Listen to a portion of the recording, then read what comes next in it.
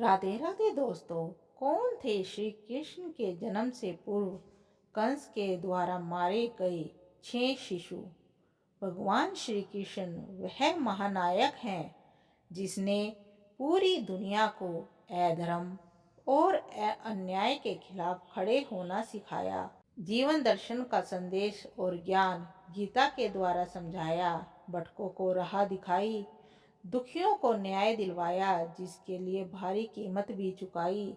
जन्म लेते ही माँ बाप से अलग होना पड़ा, जहाँ पले बड़े उस स्थान को भी छोड़ना पड़ा। बचपन से लेकर जीवन पर्यंत कठिन परिस्थितियों का सामना करने के बावजूद उसे फिर बदनाम होना पड़ा, लालछन झेलने पड़े, यहाँ तक कि शापग्रस्त भी होना पड़ा। अपने जीवन काल में ही अपने वंश की दुर्दशा को देखना पड़ा, पर इसके बावजूद चेहरे की मधुर मुस्कान को खत्म नहीं होने दिया, क्योंकि सभी का कष्ट हरने के लिए ही तो अवतार लिया था।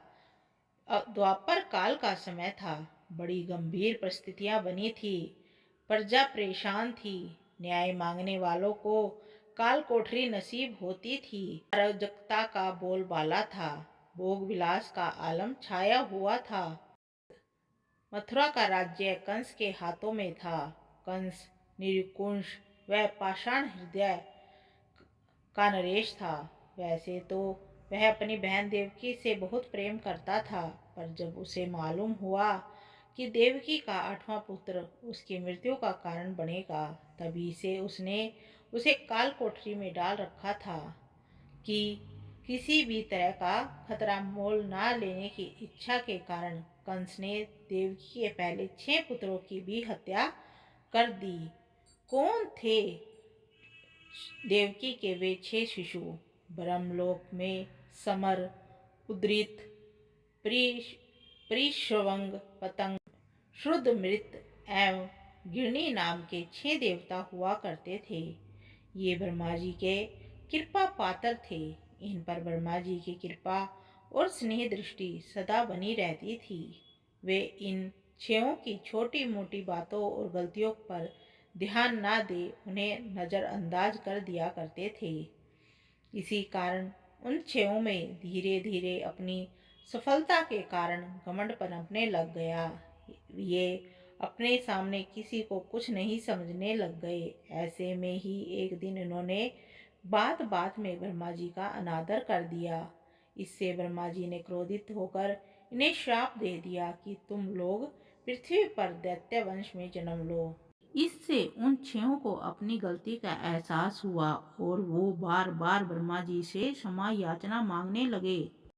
ब्रह्मा जी को भी इन पर दया आ गई और उन्होंने कहा कि जन्म तो तुम्हारा दैत्य वंश में ही होगा, पर तुम्हें पूर्व जन्म का ज्ञान रहेगा। समय अनुसार उन 6 ने राक्षस राज हिरण्यकश्यप के घर जन्म लिया। उस जन्म में उन्हें पूर्व जन्म का ज्ञान होने के कारण कोई गलत काम नहीं किया।